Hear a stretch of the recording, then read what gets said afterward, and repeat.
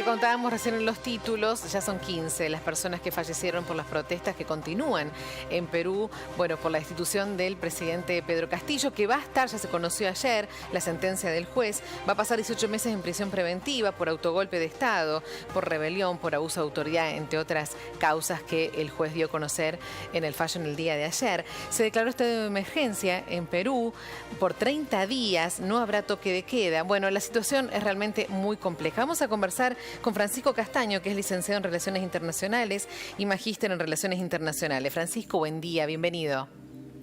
Hola, Mercedes. ¿Cómo estás? Buenos días. Bien, bien. ¿Y vos? Y acá encantado de estar nuevamente. Muchas gracias. Un placer como siempre. Sabés que apelamos a tus conocimientos para que nos expliques la situación, que nos contextualices qué es lo que está ocurriendo en Perú. Uno lee los titulares y realmente es una situación muy compleja. Ya estamos hablando de 15 personas que fallecieron. Continúan las protestas y ahora se conoció este fallo, ¿no? Que el presidente Pedro Castillo va a estar 18 meses en prisión preventiva. Sí, el ahora expresidente Castillo. Ahora expresidente, bien. Sí, porque desde la semana pasada ya venía desde su asunción Pedro Castillo bastante golpeado, complicado, asediado. A ver, él ganó las elecciones, asumió en julio del año pasado. Ya en ese momento, lo que era la oposición encabezada por Keiko Fujimori, le había ganado Pedro Castillo a ella en un balotaje solamente por 44.000 votos. Entonces, lo que es la derecha, en este caso, encabezada por Keiko Fujimori, y la oposición, había acusado fraude para esta persona que era poco conocida políticamente. Pedro Castillo, recordemos que es maestro rural, él es sindicalista.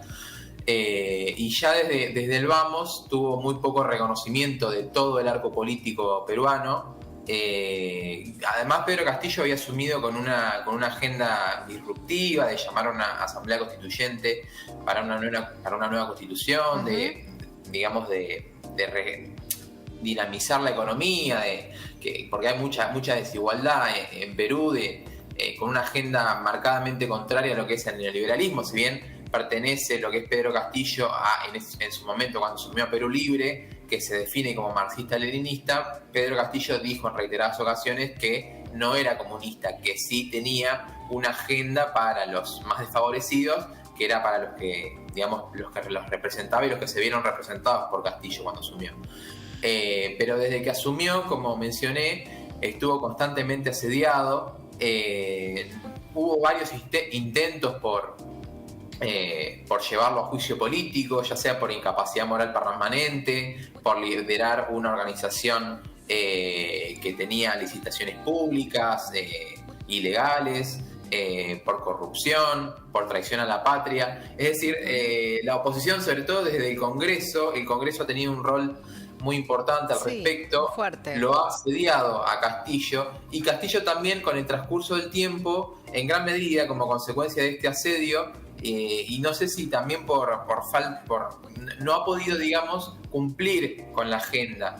Y entonces, estos últimos meses se manejaba un nuevo juicio político contra Castillo en el Congreso, y lo que desencadenó todo este problema fue que Castillo realizó un discurso el martes pasado en el que llamaba al cierre del Congreso, a una nueva asamblea constituyente y a que gobernaría a través de decretos leyes lo que le quedaba de su mandato hasta la nueva constitución. Y ahí, Francisco, es cuando se lo destituye. Y ahí es cuando comienzan todas las manifestaciones que continúan hasta el día de hoy, que son la gente que ha salido a las calles. ¿Es porque está pidiendo la liberación de Castillo? Sí, porque ni el Congreso ni los militares aceptaron lo que había sido el cierre del Congreso, dijeron que era inconstitucional. Entonces la policía apresó a Castillo, que sigue preso, aguarda el juicio, pero se espera 18 meses de prisión, como vemos en la placa, por traición a la patria, por sedición y demás. Y la gente quiere que se respete la voluntad popular, que fue el que había elegido a Pedro Castillo, sobre todo el sur andino, indígena, se declaró en rebeldía, el sur de Perú. Y se extendieron todo lo que es la represión de la policía, de gendarmería allí, y la situación es tensa, no caótica, porque como habíamos visto no se declaró el toque de queda, pero sí es muy tenso y bueno, hay varios muertos ya. Eso quiero que me expliques, porque no se declaró, no habrá toque de queda, pero sí se declaró estado de emergencia. ¿Qué diferencia hay entre estado de emergencia y estado de sitio? Porque las actividades económicas, comerciales, o sea, siguen vigentes.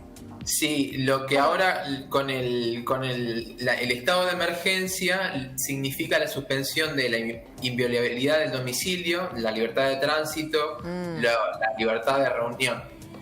Yo creo que con el toque de queda, bueno, como mencionabas vos, esta suspensión es más extensiva a otro tipo de actividades. Ahí está la diferencia. Claro. Bueno, encima para las elecciones falta un montón. Sí, ahora la presidenta es Dina Boluarte, que era la vicepresidenta. Que es la que está ahora asumió con la idea de pacificar el país, de gobernar con todos, digamos, con todo el arco político. Dijo que iba a gobernar hasta abril del 2026, digamos, hasta que terminara el mandato original de Pedro Castillo. Sí. Pero como vimos que desde las protestas llamaban a que las elecciones sean inmediatamente y el llamado a la Asamblea Constitucional, el constituyente. Así que prometió en lo pronto que habría elecciones en el 2024, pero si la situación sigue desmadrándose, yo creo que no le va a quedar otro remedio que llamar a las elecciones prontamente. No puede estar un año y pico así en una situación tan caótica. Bueno, vamos a seguir todo lo que está ocurriendo y seguramente te vamos a volver a convocar para que nos sigas explicando también de una manera tan descriptiva. Muchísimas gracias. Bueno, Mercedes, muchas gracias a ustedes. Nos reencontramos la próxima. Pero cómo no, un beso.